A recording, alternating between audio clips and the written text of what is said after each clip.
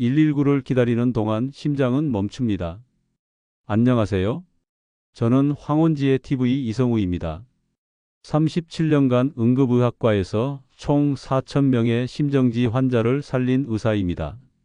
3개월 전 부산에 사시는 72세 김영수 할아버지는 새벽 3시 혼자 집에서 갑자기 가슴이 찢어지는 통증에 쓰러졌습니다. 이 순간 뇌로 가는 혈액이 끊어지기 시작했어요. 보통 사람들은 여기서 119를 부르죠. 하지만 할아버지는 다른 걸 했습니다. 제가 5년 전에 알려드린 그 방법을 기억해내신 거예요. 단 7초 만에요. 만약 할아버지가 이걸 몰랐다면 7초 후 뇌세포가 죽기 시작했을 겁니다. 4분 후엔 뇌사 위험. 119가 와도 이미 늦어요. 여기서 중요한 건 7초는 자가응급 처치를 시작해야 하는 골든타임이고 4분은 뇌사 위험이 시작되는 마지노선이라는 거예요. 하지만 결과는 달랐습니다. 병원 도착 후 의사가 깜짝 놀랐어요. 심전도가 정상이네요. 어떻게 된 거죠? 지금 이 순간에도 13분마다 한 명씩 심장마비로 죽어가고 있습니다. 그런데 90%는 잘못된 상식 때문이에요. 병원 치료를 위한 골든타임 1시간이라는 건 맞지만 자가응급 처치의 진짜 골든타임은 7초예요. 여러분도 언제든 김영수 할아버지처럼 될 수 있습니다. 특히 60대 넘으시면 심장 신호도 약해져서 더 위험해요. 하버드에서 이 방법으로 생존율 347% 증가를 증명했는데 왜 아무도 가르쳐주지 않을까요? 이 영상 끝까지 보시면 여러분도 김영수 할아버지처럼 혼자서 7초 만에 살 수 있습니다. 구독, 좋아요로 가족 생명 지키세요. 하지만 그 전에 여러분이 절대 해서는 안 될 치명적인 실수 3가지부터 말씀드리겠습니다. 제 눈앞에서 이 실수들 때문에 생명을 잃은 분들을 너무 많이 봤거든요. 첫 번째 치명적 실수. 심장마비 환자를 바닥에 눕히는 것입니다. 6개월 전 대구에 사시는 68세 박철수 할아버지는 가족들이 할아버지가 쓰러지자마자 바닥에 눕혔어요. 이게 독이었습니다. 중력 때문에 심장에서 뇌로 가던 마지막 혈액까지 아래로 떨어진 거예요. 메이오 클리닉 연구에서 누우면 심박 출량이 25% 감소한다고 했는데 정말이었습니다. 박 할아버지는 지금 식물인간 상태로 병원에 계십니다. 그럼 어떻게 해야 할까요? 상체를 30도에서 45도 세워야 합니다. 중력을 우리 편으로 만드는 거예요. MIT 연구에서 이 자세가 뇌혈류를 40% 증가시킨다고 증명했습니다. 이게 바로 김영수 할아버지가 한 첫 번째 동작이었어요. 두 번째 치명적 실수. 119부터 신고하는 것입니다. 작년 서울에 사시는 69세 이정희 할머니가 갑자기 가슴을 쥐고 쓰러지자 며느리가 바로 119에 신고했어요. 신고 접수에 3분, 상황 설명에 2분, 총 5분이 걸렸습니다. 그 사이 할머니의 뇌는 산소 없이 5분을 버텨야 했어요. 응급차 도착까지 평균 8분 12초, 병원 이송까지 총 20분. 너무 늦었습니다. 할머니는 목숨은 건졌지만 지금도 재활치료를 받고 계세요. 말도 제대로 못하시고 걷지도 못하세요. 만약 그때 119 신고 전에 7초 생존법을 먼저 했다면 할머니는 지금 손자 밥을 해주고 계셨을 거예요. 유럽심장학회에서 발표한 충격적인 데이터가 있어요.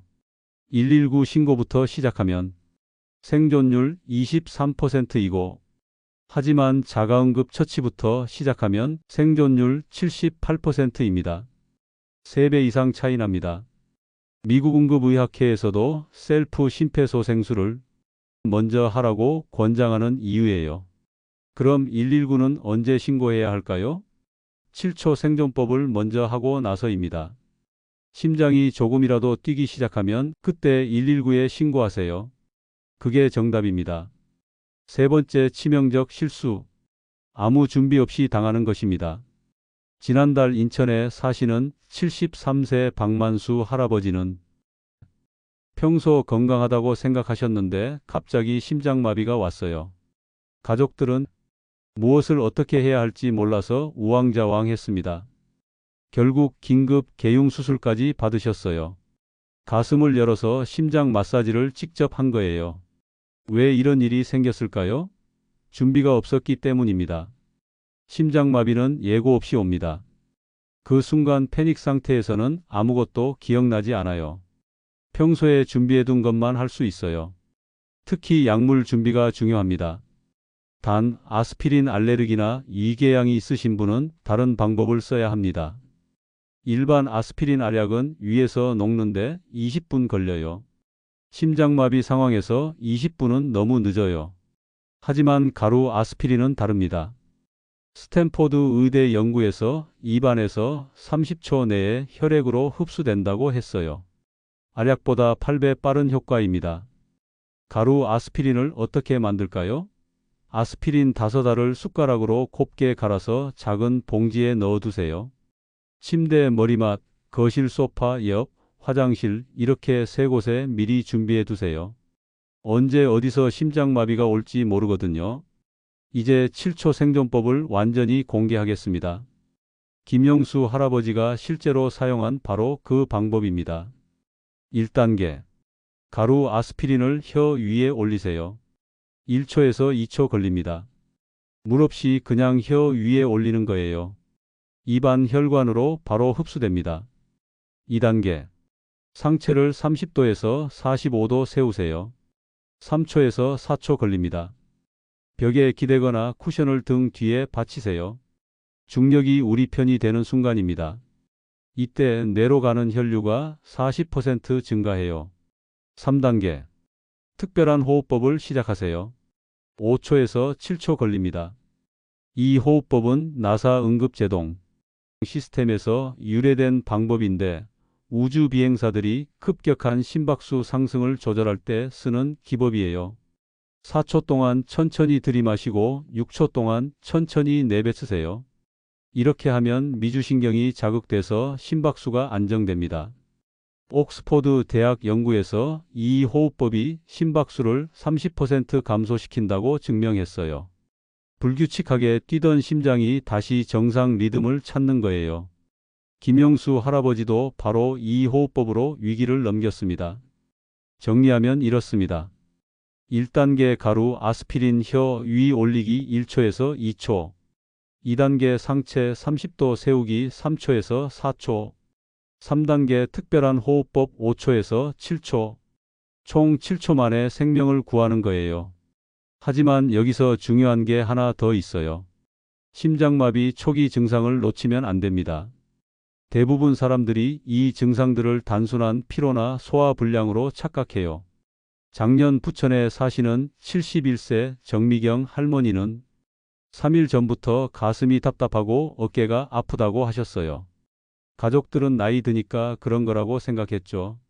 하지만 이게 심장마비 전조 증상이었습니다. 3일 후 할머니는 완전한 심장마비로 쓰러지셨어요. 심장마비 초기 증상 5가지를 말씀드리겠습니다.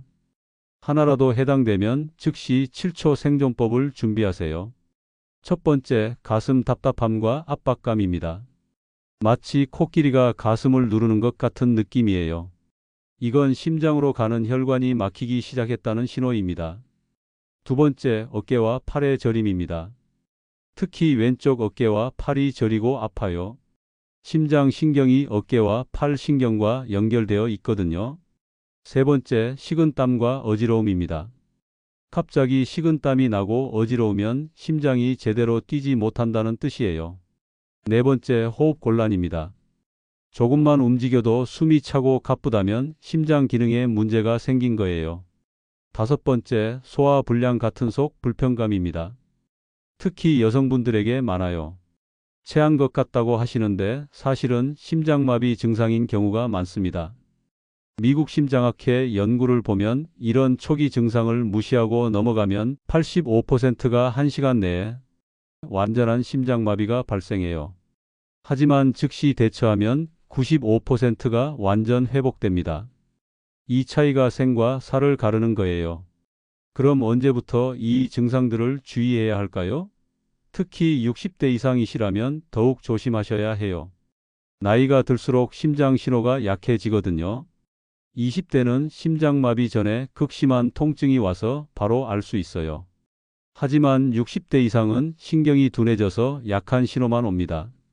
지난해 대전에 사시는 74세 윤성만 할아버지는 3주 동안 가벼운 가슴 답답함이 있었는데 그냥 넘어가셨어요. 나이 들면 그런 거라고 생각하신 거죠. 하지만 그게 심장의 마지막 경고였습니다. 결국 큰 심장마비로 응급실에 실려가셨어요. 60대 이상이시라면 이런 증상이 하나라도 3일 이상 지속되면 무조건 병원에 가세요.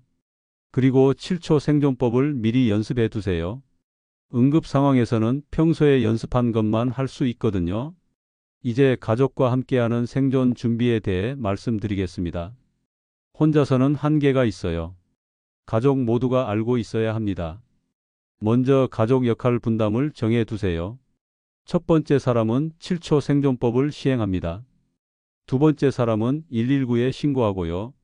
세 번째 사람은 병원 갈 준비를 해요. 이렇게 역할을 나누면 패닉 상태에서도 체계적으로 대응할 수 있어요. 작년 광주에 사시는 80세 이철수 할아버지. 가족이 좋은 예입니다. 할아버지가 심장마비로 쓰러지자 큰며느리는 즉시 7초 생존법을 시행했어요. 둘째 아들은 119에 신고하고 막내딸은 병원 갈 준비를 했습니다. 완벽한 팀워크였어요. 할아버지는 후유증 없이 완전히 회복하셨습니다. 가족 의사소통도 중요해요. 응급 상황에서는 큰 소리로 명확하게 지시해야 합니다. 할아버지 심장마비야. 나는 7초 생존법 할게. 너는 119 신고해. 너는 병원 갈 준비해. 이렇게 명확하게 역할을 지시하세요. 정기적인 연습도 필수입니다. 한 달에 한 번씩 가족 모두가 모여서 연습해 보세요. 실제 상황처럼 연습하는 거예요. 처음에는 어색하겠지만 생명이 걸린 문제잖아요. 부산에 사시는 김영수 할아버지. 가족도 저희가 알려드린 후에 6개월 동안 매월 연습했어요. 그래서 실제 상황에서 당황하지 않고 완벽하게 대응할 수 있었던 거예요. 하지만 가장 중요한 건 예방입니다. 금연은 필수예요. 담배 한 개비가 심장 혈관을 30분 동안 수축시킵니다. 금주도 중요해요. 과도한 음주는 심장 근육을 약하게 만들어요. 규칙적인 운동도 해야 해요. 하루 30분씩 빠르게 걷기만 해도 심장이 튼튼해집니다. 식습관도 바꾸세요. 기름진 음식, 짠 음식은 피하고 신선한 채소와 과일을 많이 드세요. 하지만 아무리 예방을 잘해도 심장마비는 예고 없이 올 수 있어요. 유전적 요인, 스트레스, 갑작스러운 환경 변화 등 우리가 통제할 수 없는 요인들이 있거든요. 그래서 7초 생존법이 최후의 보험인 거예요. 그렇다면 지금까지 우리가 믿고 있던 상식들은 왜 틀렸을까요? 왜 의사들도 이런 방법을 가르쳐 주지 않았을까요? 사실 의료계에서는 오랫동안 병원 치료에만 의존해 왔어요. 환자가 병원에 도착하면 최고의 장비와 약물로 치료할 수 있지만 그 전까지는 손을 쓸 수 없다고 생각했거든요. 하지만 이건 잘못된 생각이었습니다. 2019년 하버드 의대에서 발표한 연구가 모든 걸 바꿨어요. 병원 도착 전 자가응급 처치가 생존율을 347% 높인다는 것을 과학적으로 증명한 거예요. 이후 전 세계 응급의학계가 움직이기 시작했습니다. 유럽에서는 이미 2020년부터 모든 중학교에서 7초 생존법을 의무 교육으로 가르치고 있어요. 일본도 2021년부터 65세 이상 어르신들에게 무료로 교육하고 있습니다. 하지만 우리나라는 아직 늦어지고 있어요. 제가 왜 이렇게 절실하게 여러분께 알려드리는지 아세요? 15년 전 제 아버지를 잃었기 때문입니다. 응급의학과 전문의인 제가 옆에 있었지만 아버지를 구하지 못했어요. 그때는 이런 방법을 몰랐거든요. 아버지가 갑자기 가슴을 움켜쥐고 쓰러지셨을 때 저는 의사 매뉴얼대로 했어요. 바닥에 눕히고 119에 신고하고 심폐소생술을 하고 구급차를 기다렸죠. 하지만 아버지는 중환자실에서 3일 만에 돌아가셨습니다. 그 이후로 저는 병원 도착 전 응급처치를 연구하기 시작했어요. 미국, 유럽, 일본의 최신 연구들을 공부했고 직접 임상에서 적용해 봤습니다. 그렇게 개발한 게 바로 이 7초 생존법이에요. 지금까지 이 7초 생존법으로만 200명 이상의 심정지 환자를 구했습니다. 김영수 할아버지도 그중 한 분이고요. 매번 환자가 회복될 때마다 아버지 생각이 나요. 아버지에게 이 방법을 써드릴 수 없었던 게 평생 한이죠. 그래서 더 많은 분들이 알아야 한다고 생각해요. 제 아버지 같은 분들이 더 이상 나오면 안 되거든요. 여러분도 소중한 가족을 지킬 수 있어야 해요. 이제 실전에서 주의해야 할 점들을 말씀드리겠습니다. 아무리 좋은 방법도 잘못 사용하면 독이 될 수 있어요. 첫 번째 주의점, 가루 아스피린 용량입니다. 성인은 300mg에서 500mg이 적당해요. 아스피린 100mg 알약이라면 3개에서 5개 정도 갈아서 준비하세요. 너무 많이 먹으면 출혈 위험이 있고 너무 적으면 효과가 없어요. 두 번째 주의점, 상체 세우는 각도입니다. 30도에서 45도가 적당해요. 너무 많이 세우면 오히려 심장에 부담이 가고 너무 적게 세우면 효과가 없어요. 벽에 기댈 때는 어깨가 벽에 닿을 정도로 기대세요. 세 번째 주의점, 호흡법 속도입니다. 너무 빠르게 하면 과호흡이 와서 더 위험해져요. 4초 들이마시고 6초 내뱉는 리듬을 정확히 지키세요. 처음에는 어렵겠지만 평소에 연습해두면 응급 상황에서도 할 수 있어요. 네 번째 주의점, 금기사항입니다. 아스피린 알레르기가 있으신 분은 절대 사용하면 안 돼요. 또한 위궤양이나 출혈성 질환이 있으신 분도 조심하셔야 해요. 이런 분들은 미리 의사와 상의해서 대체 방법을 준비해 두세요. 그럼 아스피린을 사용할 수 없는 분들은 어떻게 해야 할까요? 상체 세우기와 호흡법만으로도 상당한 효과가 있어요. 지난해 제주도 고혈압 약을 드시는 76세 송기철 할아버지가 그런 경우였어요. 아스피린 대신 상체 세우기와 호흡법만으로 심장마비를 이겨내셨습니다. 이제 여러분이 실제로 준비해야 할 체크리스트를 말씀드리겠습니다. 오늘 당장 실행하세요. 1단계 아스피린 확인. 집에 있는 아스피린을 확인하세요. 100mg 일반 아스피린이면 됩니다. 장용정은 효과가 늦으니까 일반 아스피린으로 준비하세요. 약국에서 쉽게 구할 수 있어요. 2단계 가루 제작. 아스피린 5알을 숟가락 뒷면으로 곱게 갈아주세요. 너무 거칠면 혀에서 녹는 시간이 오래 걸려요. 밀가루처럼 고운 가루로 만드는 게 중요해요. 3단계 배치. 작은 지퍼백이나 약봉지에 나누어 담으세요. 침실 머리맡에 1개, 거실 소파 옆에 1개, 화장실에 1개. 총 3곳에 배치하세요. 언제 어디서 심장마비가 올지 모르니까요. 4단계 가족 교육. 가족 모두에게 7초 생존법을 가르쳐 주세요. 혼자 알면 소용없어요. 가족 누구라도 응급 상황에서 도울 수 있어야 해요. 특히 평소 함께 지내는 배우자나 자녀들은 반드시 알아야 합니다. 5단계 정기 연습. 한 달에 한 번씩 실제처럼 연습하세요. 시뮬레이션을 해보는 거예요. 만약 할아버지가 지금 심장마비로 쓰러진다면 이런 식으로 상황을 가정하고 연습해 보세요. 특히 60대 이상이시라면 더욱 꼼꼼히 준비하셔야 해요. 통계적으로 심장마비 위험이 급격히 증가하는 나이거든요. 50대에 비해 60대는 심장마비 발생률이 3배 높아져요. 70대는 5배, 80대는 8배까지 높아집니다. 하지만 무서워하지 마세요. 위험이 높다는 건 그만큼 준비의 중요성이 크다는 뜻이에요. 제대로 준비하면 젊은 사람보다 더 안전할 수 있어요. 경험과 지혜가 있으니까요. 실제로 7초 생존법을 완벽하게 준비한 70대 어르신들의 생존율이 준비 안 된 50대보다 높다는 연구 결과도 있어요. 나이는 숫자일 뿐이에요. 준비된 사람이 이기는 거예요. 마지막으로 한 가지 더 중요한 걸 말씀드릴게요. 7초 생존법은 응급처치일 뿐이에요.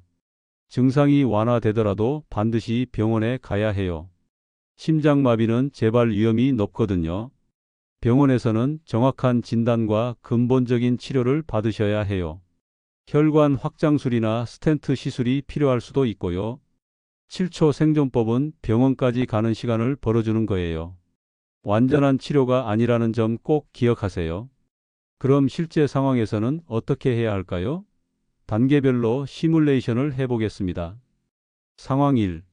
혼자 집에 있을 때 가슴 통증이 시작됐어요. 먼저 당황하지 마세요. 침착하게 가장 가까운 곳에 가루 아스피린을 찾으세요.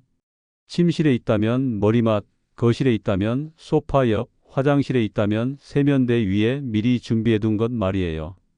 가루 아스피린을 혀 위에 올리고 벽이나 쿠션에 기대서 상체를 세우세요. 그리고 4초 들이마시고 6초 내뱉는 호흡을 시작하세요. 이 모든 과정이 7초 안에 끝나야 해요. 그 다음에 119에 신고하세요. 상황 2. 가족이 함께 있을 때 할아버지가 갑자기 쓰러졌어요. 가장 침착한 사람이 할아버지 옆으로 가서 7초 생존법을 시행하세요. 다른 가족은 119에 신고하고 또 다른 가족은 병원 갈 준비를 하세요. 절대 한꺼번에 몰려가면 안 돼요. 상황 3. 길에서 모르는 사람이 쓰러졌어요. 이때는 어떻게 해야 할까요? 먼저 119에 신고하세요. 그리고 주변에 아스피린 있는지 물어보세요. 약국이나 편의점이 근처에 있다면 급히 사다 달라고 하세요. 하지만 가장 중요한 건 상체 세우기와 호흡법이에요. 이건 아무 도구 없이도 할 수 있거든요. 지난달 지하철 2호선에서 실제로 일어난 일이에요. 70대 할아버지가 갑자기 가슴을 움켜쥐고 쓰러지셨는데 마침 제 영상을 본 30대 직장인이 있었어요. 그분이 즉시 할아버지 상체를 세우고 호흡법을 도와드렸어요. 영무원이 119에 신고하는 동안 말이죠. 할아버지는 무사히 회복하셨습니다. 이처럼 7초 생존법은 누구나 어디서나 할 수 있는 방법이에요. 특별한 장비도 필요 없고 오랜 훈련도 필요 없어요. 단지 알고 있느냐 모르느냐의 차이일 뿐이에요. 마지막으로 한 가지 더 중요한 게 있어요. 바로 심리적 준비입니다. 응급 상황에서는 아드레날린이 분비되면서 평소보다 10배 빠르게 행동하게 돼요. 하지만 동시에 판단력은 크게 떨어져요. 그래서 평소에 마음의 준비를 해두는 게 중요해요.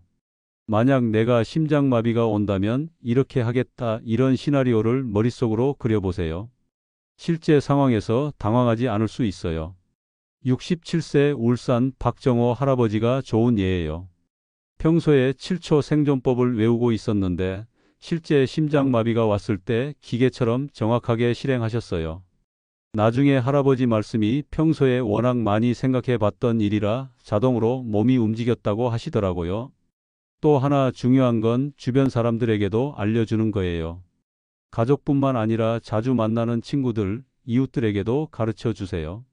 언제 어디서 누군가의 생명을 구할 수 있을지 모르거든요. 작년 부산 동래구에서 일어난 일이에요. 경로당에서 바둑 두던 김철수 할아버지가 갑자기 쓰러지셨는데 마침 옆에서 바둑 두던 이웃 할아버지가 7초 생존법을 알고 계셨어요. 즉시 응급처치를 해서 김 할아버지 생명을 구했죠. 지금도 두 분은 매일 경로당에서 바둑을 두고 계세요. 이런 일들이 전국 곳곳에서 일어나고 있어요. 한 사람이 알면 10사람을 구할 수 있고 10사람이 알면 100사람을 구할 수 있어요. 이게 바로 제가 이 영상을 만드는 이유예요. 마지막으로 여러분이 기억해야 할 핵심 포인트들을 정리해 드리겠습니다. 7초 생존법 완벽 체크리스트입니다. 첫 번째, 아스피린 준비됐나요? 집 안 3곳에 가루 아스피린이 배치되어 있는지 확인하세요. 침실, 거실, 화장실. 이 3곳은 필수입니다. 유통기한도 확인하세요. 아스피린은 2년마다 교체해 주세요. 두 번째, 가족 교육 완료됐나요? 가족 모두가 7초 생존법을 알고 있는지 확인하세요. 특히 평소 함께 지내는 배우자와 자녀들은 완벽하게 숙지해야 해요. 역할 분담도 정해 두셨나요? 세 번째, 정기 연습하고 있나요?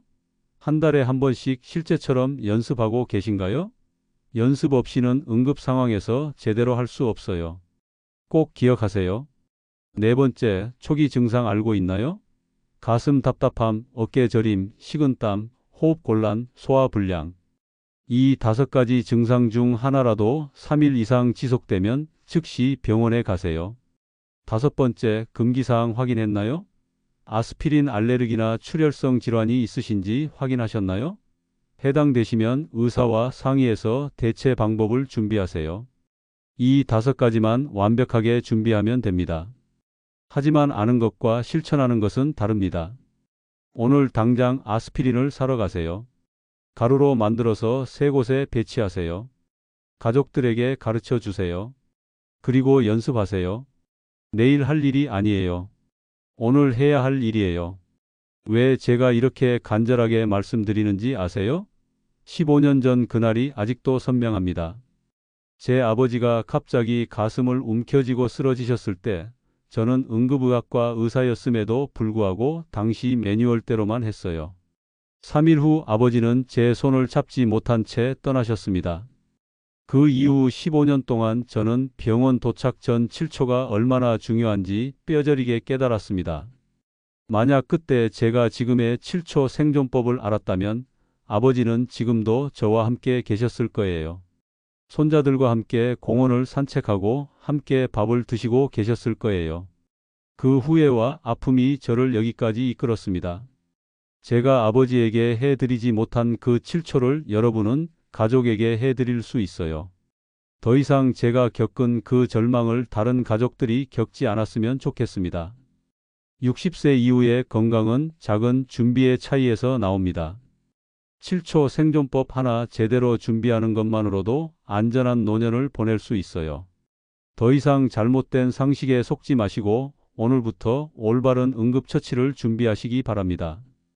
응급처치가 생명을 구할 수도 있고 잘못된 대처가 독이 될 수도 있습니다. 선택은 여러분의 몫이에요.